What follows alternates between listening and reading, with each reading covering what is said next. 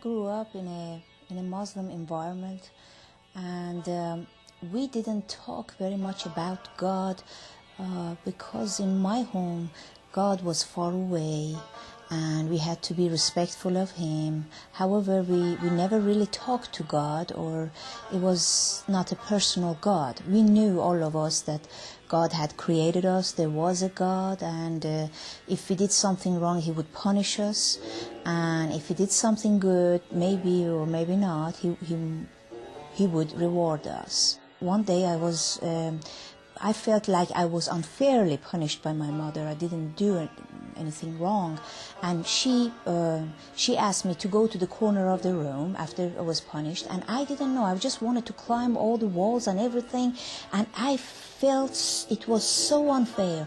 And suddenly I heard a voice who told me, "Hey, Shireen, it's okay. It's your mom. Just love her. Everything will be fine." And I started to hearing this voice, and I just felt peace. Just peace came over me, and I just forgot about all that punishment and everything. And I personally was used to call that voice my God, and my God was in the corner of the room. That was all I knew. Otherwise, my mom and dad's God, it was far away, and if we would do something wrong, he would come and punish us. So this was how I grew up. There were a lot of things happening around us in our country, and there was a revolution and everything, and I was in the middle of it. And therefore, for my own safety, they decided to send me to France to study and to finish up the high school and to go to university there. Somehow, miraculously, I ended up in a convent together with nuns and priests, and I was the only one who was not, who did not know Christ. And, I was just observing those people who were serving me, who had not done anything. I did not even pay them. I was living with them. They were preparing my meals as if I was a princess, and they were talking to me. And, I really, that was the first time in my life, after, my parents who had given me the unconditional love, these people were first people who had given me unconditional love, and I could not understand that. And, I just wanted to know what was going on in their mind, in their heart and everything. And that was how I got to hear about Jesus. Not that they evangelized me, but that I myself, on the back of the convent, there was some meetings, and I asked to be in those meetings, and there they had Bible studies, and they were talking about Jesus and so on. Now, I did not know, as I looked at my dictionary, Jesus, for us, it looked like I knew about him. He was a prophet. And at the end of the Bible study, they told me that Jesus was Son of God. And that did not really seem very intelligent to me. However, I looked at them, and they were mostly professors at universities, very highly educated people in those Bible studies and everything. So that made me even think more about maybe not everybody here is crazy. Maybe I should investigate more and to know more about Jesus. And, I put almost God to test, and at the start it was difficult for me to call God as Father, Jesus, Son of God, and so on. Nothing made sense to me, actually. But, because of the unconditional love that I was receiving every single day, although I was a naughty girl, I did lots of wrong things, and I did all the wrong things of the world, and still they were smiling and showing me grace, and they loved me. I thought, wow, even if my mother had been there, I would have received some punishment, and they don't even want to punish me. I mean, I was fascinated with them. I thought, wow, this is, I just have to find out about this mystery. And the more I got to know about Jesus and whatever he did, I was fascinated with him, with his character, and I wanted to become like him. My way of thinking was a little bit like Jesus. He had come to save the world. I want to do the same. I wanted to go and save the world. And I called Jesus as my favorite man. He was not really my God, but he was mostly my favorite man. And so this was how I had it until series of events and miracles happened where I was directed to Norway, in north of Europe, and I ended up in a Lutheran church there, and I discovered more about Jesus there, and and the unconditional love. For me there, I converted to Christianity. However, for me it was just like changing religion. Still, I felt like I had not given my heart to Jesus. So because I always, my way of thinking was that I came from a society where they ignored women, where they disrespected women, where women were inferior. So by going and, just trying to become like Jesus and trying to do like other Christians, I could become a better person. Until I came to a point in my life where I had lots of problems, and I felt like there was no way out for me. As I was crying, and I didn't know whom to cry to, I had a cross in the corner of the room, I had the Bible, but it was there.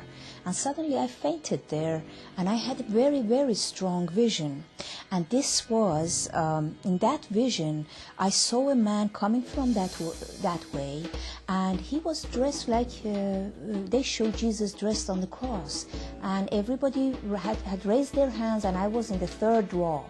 And everybody raised their hands, and they wanted to touch him, and he let himself be touched. And suddenly I cried, and I said, "Oh, Father Jesus, please come and help me." And in that vision, it didn't seem like he heard me, but he came closer and closer.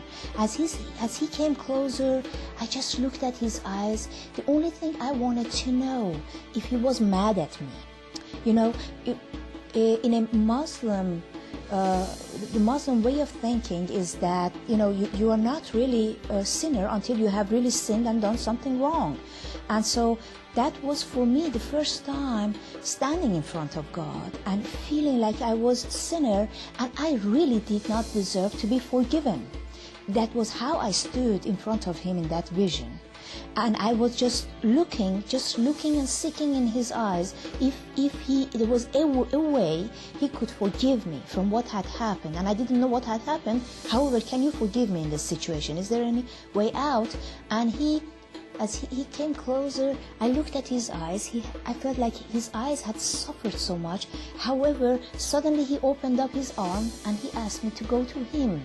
And I could not believe. It was as if they had given me the whole world. I ran to him like crazy. I took around his neck and I said, I don't care where you go, but wherever you go, I will be hanging from your neck. As I opened my eyes, I had the Bible right here, and I was pretty scared when I opened my eyes, actually, and I was just trembling, and I didn't know what to do. What actually happened? I was just trying to explain to myself what happened, and when I remembered the vision, and then I said that to one of my Christian friends. He said that, well, that was the first time you really repented, and I think you got saved. And the most amazing thing was that everything that I hated before, I liked now, and everything that I liked before, I hated now. All the worldly music and so on did not make sense.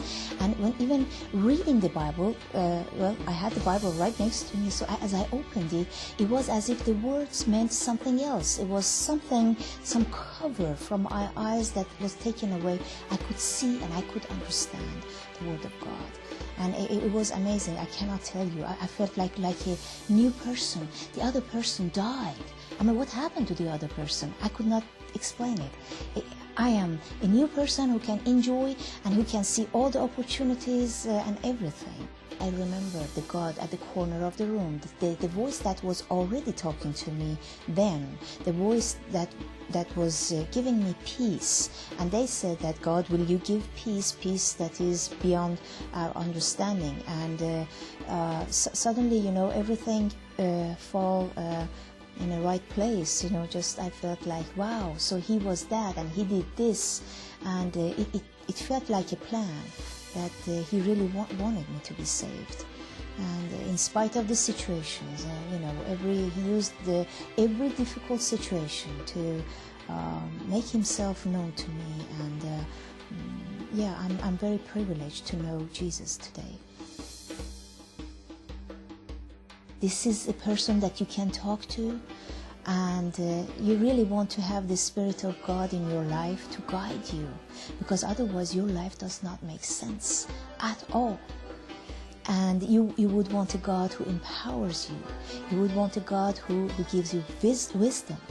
You really would want that, than a God who just sits there and observes you. Oh, you did this, so you're going to be punished. I'm not sure if you're going to heaven, or you're going to go to the opposite side.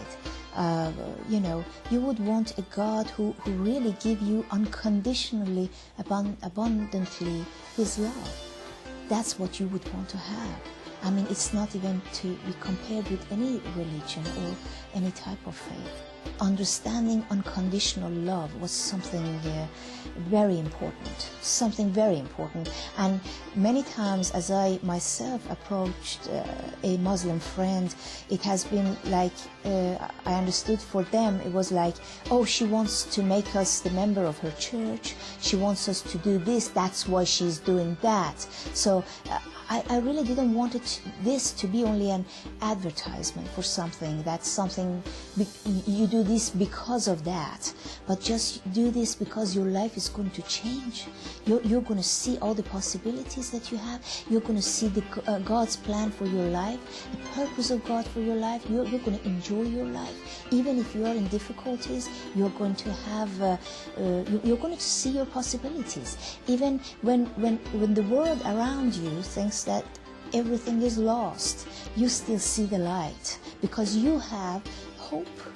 You have the hope that is, and nobody can take that from you.